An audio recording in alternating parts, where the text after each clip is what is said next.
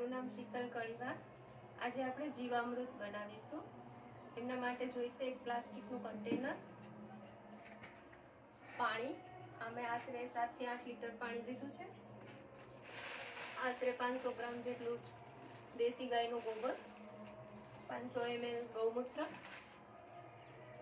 70-80 ગ્રામ જેટલો ચણાનો લોટ। તમે કોઈ પણ કઠોળનો લોટ લઈ શકો, અડદનો, મગનો, મૈસૂરનો, કોઈ પણ કઠોળનો લોટ લઈ શકાય। અને 70-80 ગ્રામ જેટલો દેશી ગોળ લીધું છે। એને થોડુંક પાણી નાખીને ઓગાળી નાખ્યું છે। અને સેઠા પાડાની માટી લેવાની છે, અથવા કોઈ પણ મોટા વૃક્ષ અથવા મોટા પીપળાના કે વડ નીચેના માટી હોય એ માટી લેવાની છે। પહેલા આપણે ચણાના લોટમાં થોડુંક પાણી નાખી દઈશું અને એમને ઓગાળી લઈશું।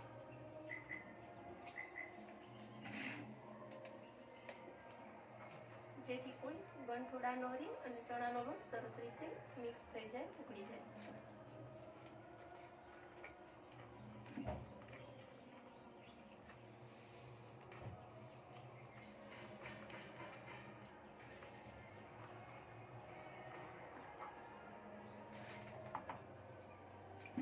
પહેલા બકેટમાં પાણી લઈ લઈશું।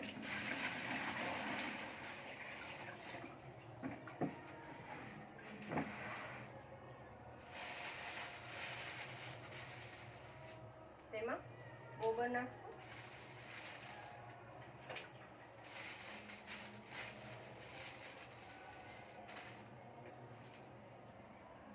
ત્યારબાદ ગૌમૂત્ર,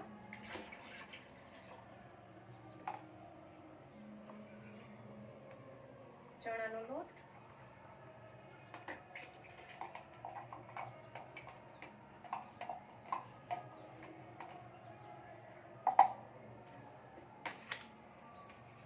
ગોળનું પાણી,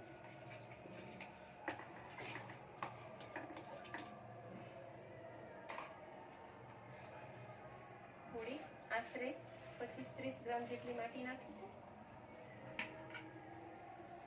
અને આમને સારી રીતે મિક્સ કરી લઈશું। ક્લોકવાઇઝ હલાવશું જેથી બધું આમાં સરસ રીતે મિક્સ થઈ જશે। 5 મિનિટ સુધી ચલાવીશું।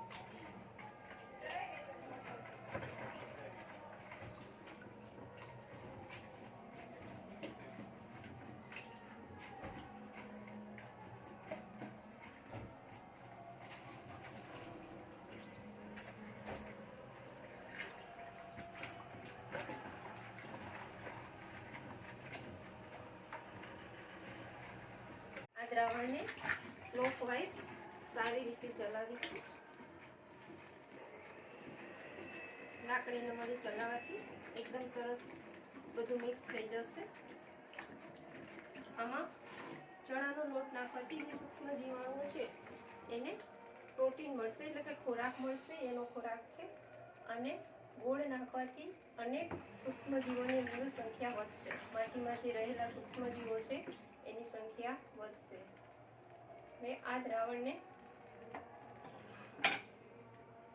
કપડા વડે ઢાંકી દઈશું। કોટનનું કપડું લઈશું અથવા સણ વડે પણ ઢાંકીને છાંયે રાખવાનું છે।